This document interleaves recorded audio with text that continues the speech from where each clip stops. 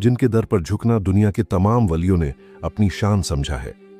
जरा सोचिए वो मकाम कितना ऊंचा होगा जिसके बारे में सुल्तान उल हिंद ख्वाजा गरीब नवाज रहमतुल्लाह अलैह ने खुद गवाही दी थी। जब ख्वाजा पाक अजमेर शरीफ जाने से पहले लाहौर रुके तो आपने दाता साहब के मज़ार पर 40 दिन तक इबादत का चिल्ला खींचा और रुखसत होते वक्त बड़े अदब से ये अल्फाज कहे थे कि गंज बख्शे फैज़े आलम मजहरे नूरे खुदा नाकिसां रा पीरे कामिल कामिलां रा रहनुमा। यानी ये वो हस्ती है जो पूरी दुनिया के लिए फैज़ का खजाना है और खुदा के नूर की पहचान है, जो भटके हुओं के लिए कामिल पीर है और जो खुद कामिल वली हैं उनके लिए भी रास्ता दिखाने वाला रहनुमा है। आज की ये महफिल उन लोगों के लिए है जो अपनी रूह को सुकून देना चाहते हैं, क्योंकि आज आप उस वली कामिल का जिक्र सुनेंगे जिनके नाम से ही भटकते हुए राही को मंजिल मिल जाती है और बेसहारा लोगों को सहारा मिल जाता है। हजरत अली हज़वेरी रहमतुल्लाह अलैह, जिन्हें दुनिया आज बड़े प्यार से दाता साहब के नाम से पुकारती है, उनकी पैदाइश गजनी के एक निहायत ही मुकद्दस और इल्मी घराने में हुई। आपका खानदान सीधा मौला अली मुश्किल कुशा रज़ियल्लाहु अन्हु से मिलता है और यही वजह थी कि आपके खून में वही बहादुरी और रूहानियत थी। बचपन से ही आपके चेहरे पर वो रूहानी चमक और जलाल था कि देखने वाला फौरन समझ जाता था कि ये बच्चा कोई आम इंसान नहीं बल्कि खुदा का चुना हुआ बंदा है। आपने अपनी माँ की पाक गोद में ही कुरान और दीन की बुनियादी बातें इस तरह सीख ली थीं जैसे कोई फरिश्ता आपको सिखा रहा हो। बहुत ही कम उम्र में आपने दुनिया के तमाम इल्म हासिल कर लिए थे, मगर आपके दिल में तो उस मारिफत की प्यास थी जो सिर्फ किताबों के पन्नों में नहीं मिलती।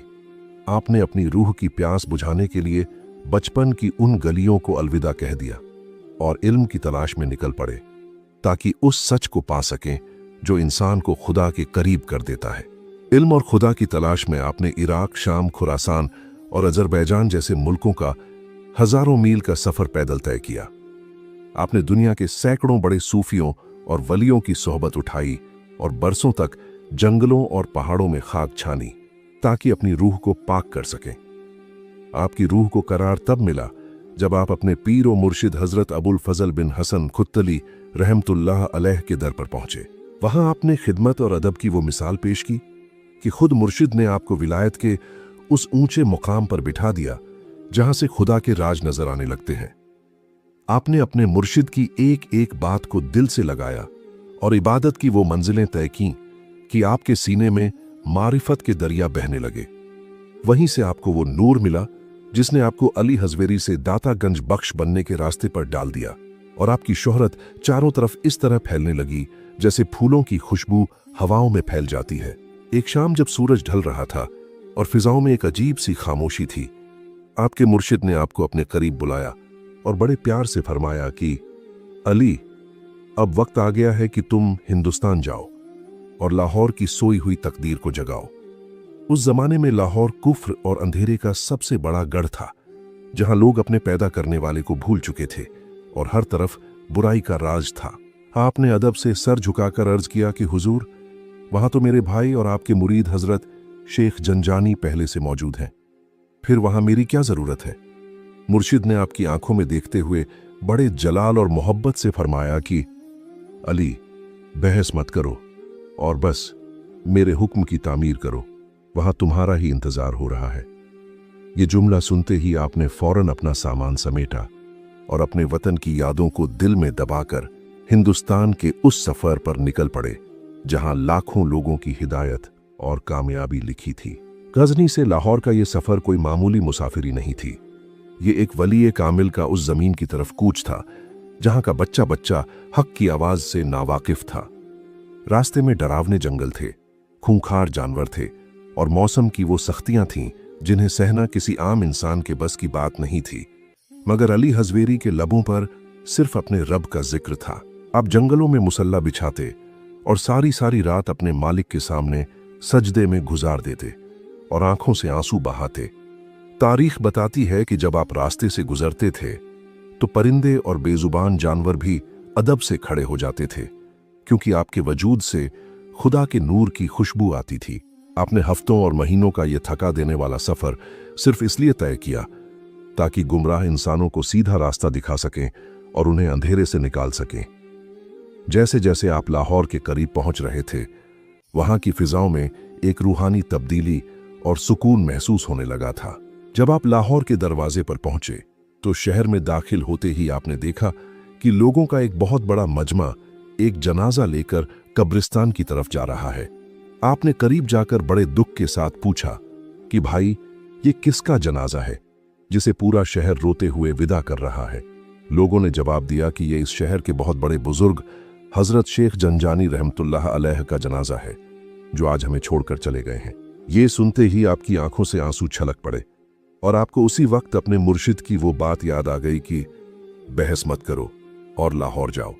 अब आपको समझ आया कि मुर्शिद ने आपको यहां क्यों भेजा था, क्योंकि एक चिराग बुझ रहा था और दूसरा चिराग रोशन होना जरूरी था ताकि लाहौर अंधेरे में न डूब जाए। आपने अपने भाई का जनाजा पढ़ाया और उन्हें अपने हाथों से मिट्टी दी और वहीं एक छोटी सी झोपड़ी बनाकर रहने लगे, जहां से लाहौर की तकदीर का नया सूरज निकलने वाला था। लाहौर की सरजमीन पर कदम रखते ही हजरत अली हजवेरी रहमतुल्लाह अलैह ने इबादत और रियाजत का वो सिलसिला शुरू किया जिसकी मिसाल तारीख में नहीं मिलती।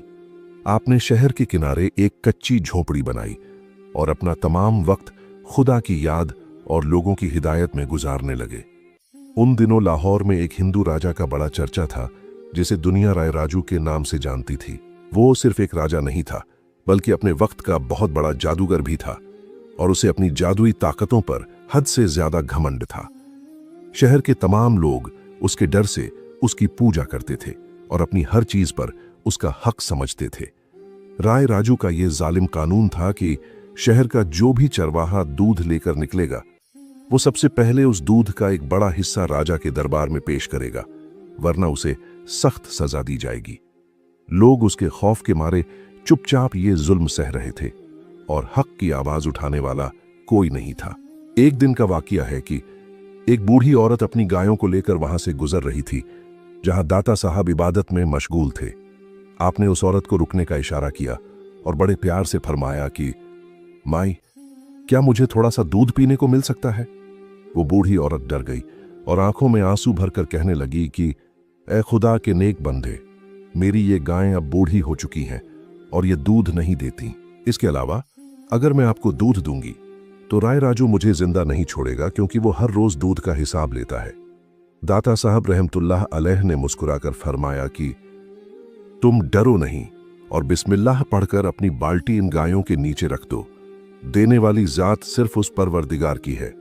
उस औरत ने जैसे ही यकीन के साथ बिस्मिल्लाह पढ़कर बाल्टी नीचे रखी, एक ऐसा मौजिजा हुआ कि सबकी आंखें खुली की खुली रह गईं। उन सूखी हुई गायों के थनों से दूध का ऐसा चश्मा फूटा कि देखते ही देखते बाल्टी भर गई और दूध बाहर गिरने लगा।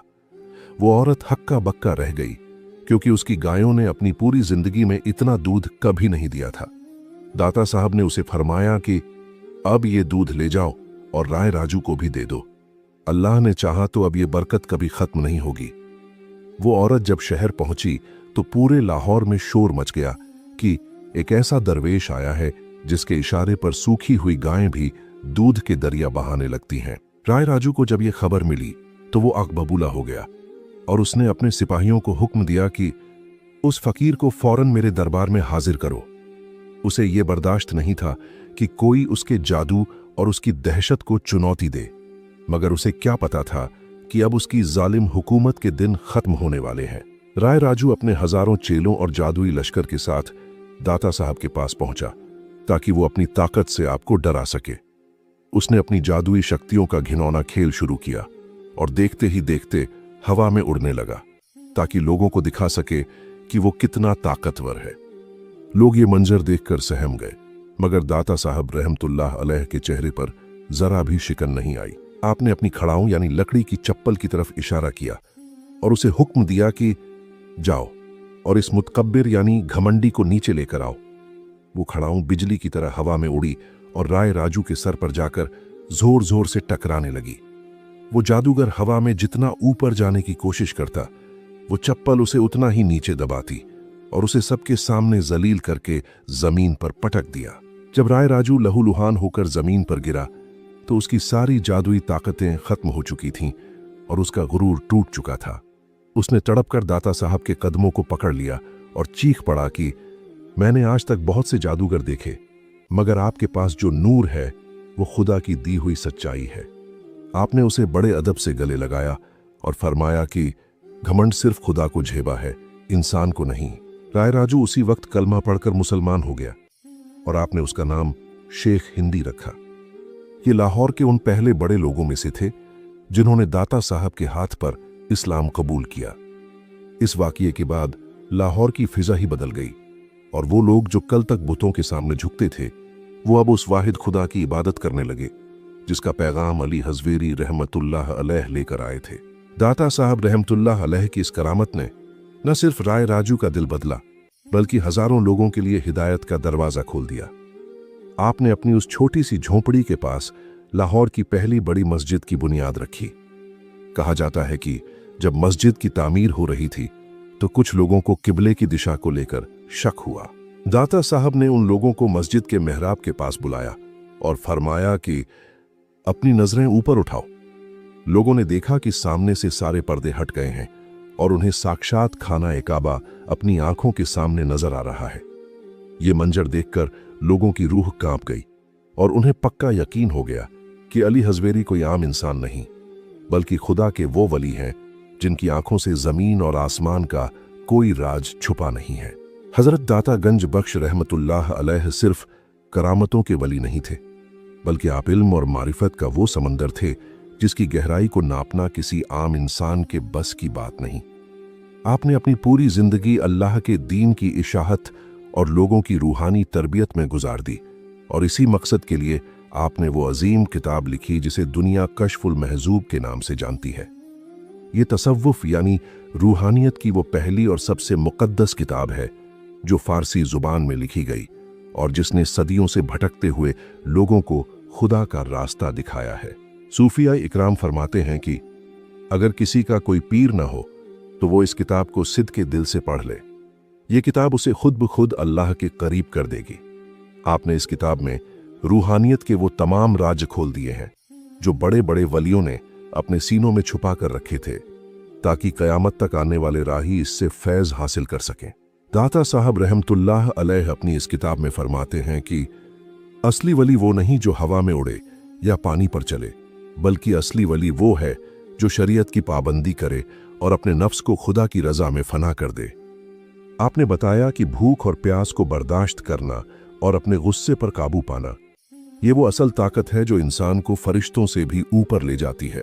आप रातों को जागकर अपने रब के सामने गिड़गिड़ाते और रो रो कर दुआएं मांगते और दिन के वक्त लोगों को इल्म और मारिफत की बातें सिखाते।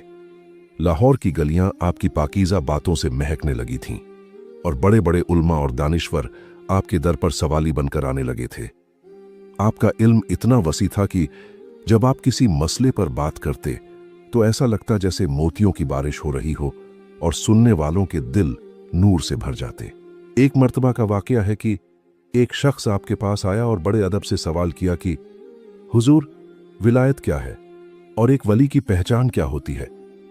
दाता साहब ने बड़ी सादगी और गहराई से फरमाया कि विलायत अपने आप को मिटाकर खुदा की जात में खो जाने का नाम है।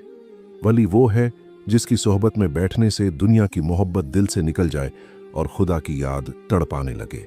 आपने कभी अपने लिए कुछ जमा नहीं किया और जो कुछ भी नजराना या हदिया आपके पास आता आप उसे उसी वक्त गरीबों और बेसहारा लोगों में बांट देते।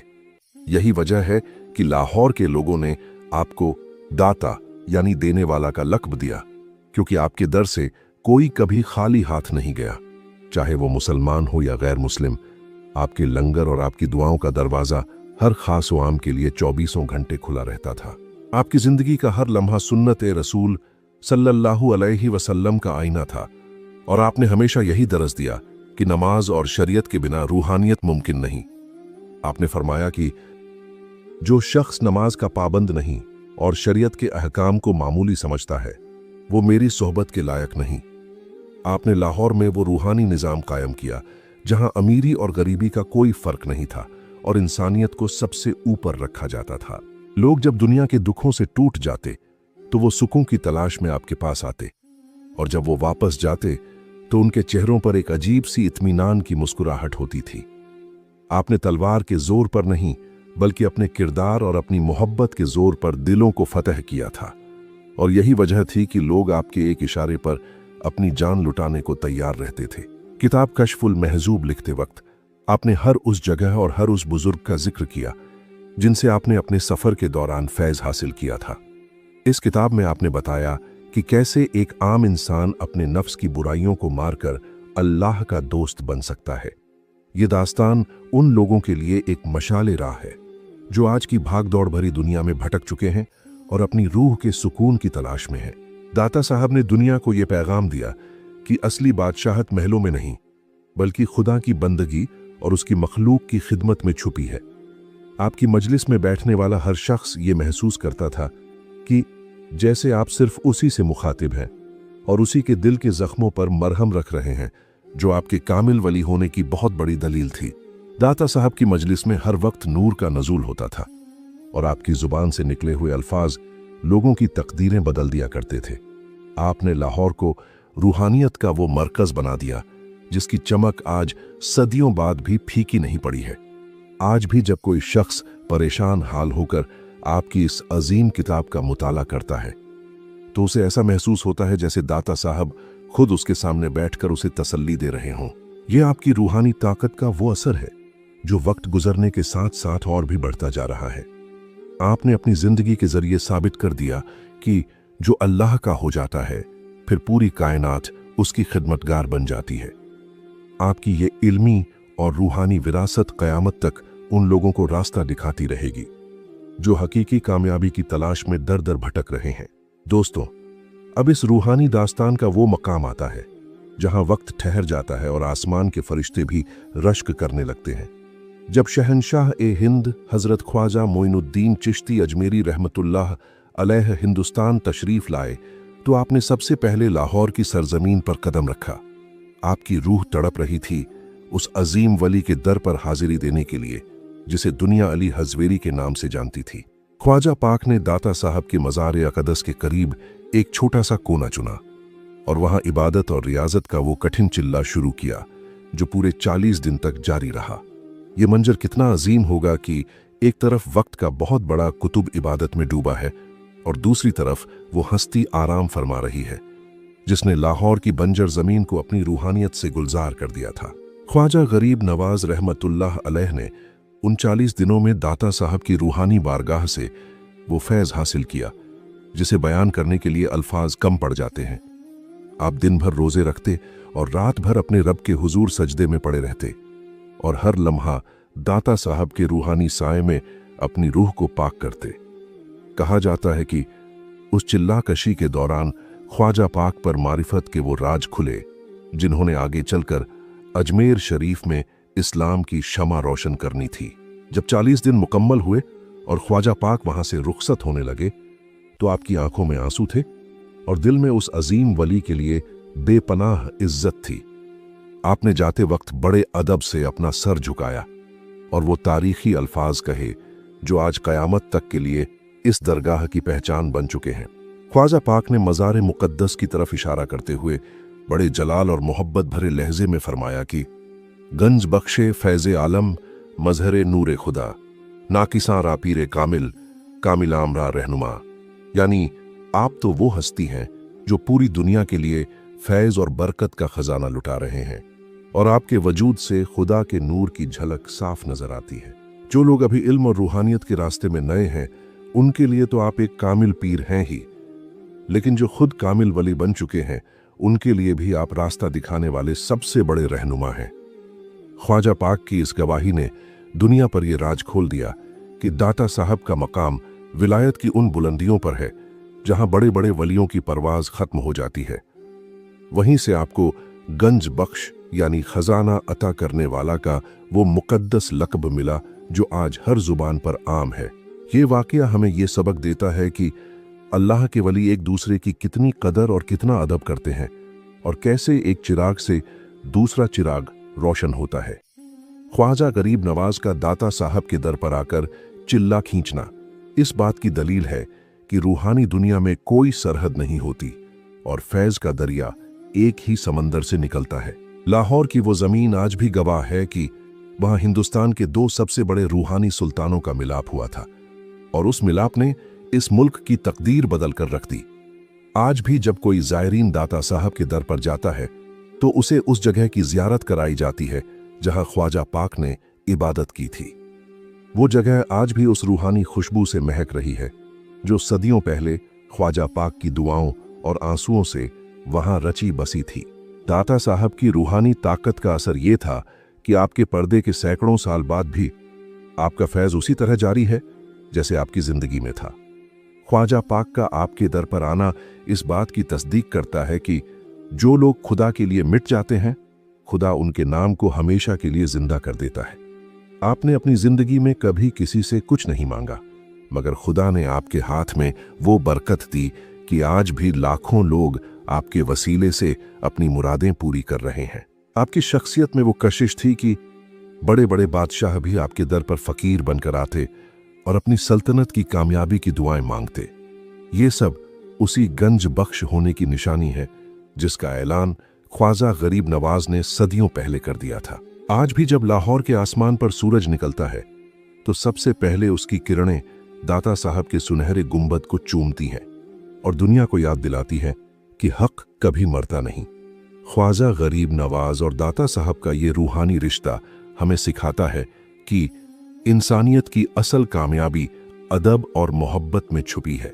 जो लोग वलियों के दर से जुड़ जाते हैं वो कभी दुनिया के अंधेरों में नहीं भटकते, क्योंकि उनके पास कशफुल महजूब जैसा इल्म और ख्वाजा पाक जैसी गवाही होती है। दाता साहब का मज़ार आज भी रूहानियत का वो पावर स्टेशन है जहां से हर डूबते हुए दिल को नई उम्मीद और हर अंधेरी रूह को नया नूर मिलता है। आपकी ये दास्तान सिर्फ तारीख का हिस्सा नहीं, बल्कि ये हमारी रूह की वो खुराक है जो हमें अपने रब के और करीब ले जाती है। दोस्तों, अब इस रूहानी दास्तान का वो आखिरी मुकाम आता है जब जमीन का ये सूरज पर्दा फरमाने वाला था और आसमान के फरिश्ते इसके इस्तकबाल की तैयारियां कर रहे थे। हजरत दाता गंज बख्श रहमतुल्लाह अलैह ने लाहौर की सरजमीन पर तकरीबन 34 साल गुजारे और इन सालों में आपने लाखों मुर्दा दिलों को अपनी रूहानियत से जिंदा कर दिया। जब आपकी उम्र मुबारक पूरी हुई और आखिरी वक्त करीब आया तो आपने अपने मुरीदों और चाहने वालों को अपने पास बुलाया। आपने उन्हें दुनियावी चीजों की वसीयत नहीं की, बल्कि आपने फरमाया कि हमेशा याद रखना, नमाज की पाबंदी और अल्लाह की मखलूक की खिदमत ही वो रास्ता है जो तुम्हें तुम्हारे रब के करीब ले जाएगा। आपकी आंखों में एक अजीब सा नूर था और लबों पर अपने मालिक का जिक्र था, और इसी हाल में 20 सफर उल मुजफ्फर को आपने इस फानी दुनिया से पर्दा फरमा लिया। आपकी वफात की खबर सुनते ही पूरे लाहौर में कोहराम मच गया और हजारों की तादाद में लोग आपके आखिरी दीदार के लिए उमड़ पड़े। हर आंख अश्कबार थी और हर दिल गमगीन था, क्योंकि आज वो साया सर से उठ गया था जिसने सदियों के अंधेरों को रोशनी में बदला था। आपने जिस कच्ची झोंपड़ी में अपनी पूरी जिंदगी इबादत और लोगों की भलाई में गुजारी थी, वहीं आपको सुपुर्द खाक किया गया। लाहौर की वो मिट्टी आज खुश नसीब थी जिसे अली हजवेरी जैसा अनमोल हीरा नसीब हुआ था। वलियों के बारे में कहा जाता है कि वो मरते नहीं, बल्कि सिर्फ एक घर से दूसरे घर में चले जाते हैं, और दाता साहब के पर्दे के बाद ये बात सच साबित हुई। आपकी रूहानी ताकत पहले से भी ज्यादा बढ़ गई और आपके मज़ार से फैज का वो दरिया बहने लगा जो आज सदियों गुजर जाने के बाद भी उसी तरह जारी और सारी है। दाता साहब का मज़ार मुक़द्दस सिर्फ एक इमारत नहीं है, बल्कि ये वो रूहानी मरकज है जहां पहुंचकर हर परेशान हाल को सुकून मिलता है।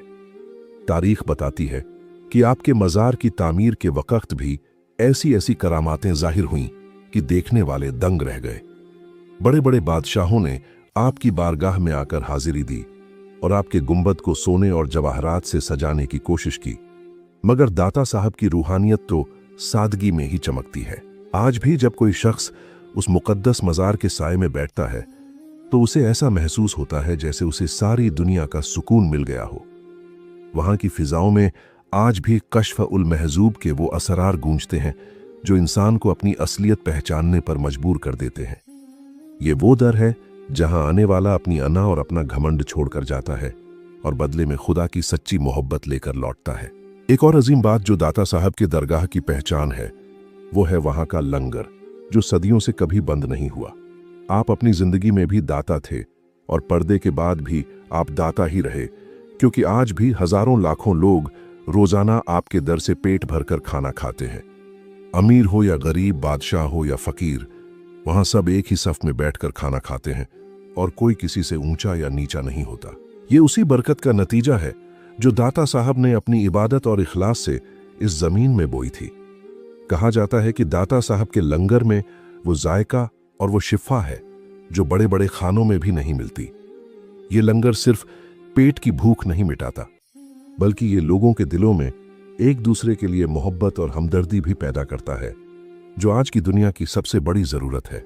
दाता साहब रहमतुल्लाह अलैह ने सदियों पहले जो शमा जलाई थी, उसकी रोशनी आज भी लाहौर से लेकर पूरे आलम इस्लाम में फैली हुई है। आपकी दास्तान हमें सिखाती है कि अगर इंसान सच्चे दिल से अपने रब की राह में मिट जाए तो रब उसे पूरी दुनिया का सुल्तान बना देता है।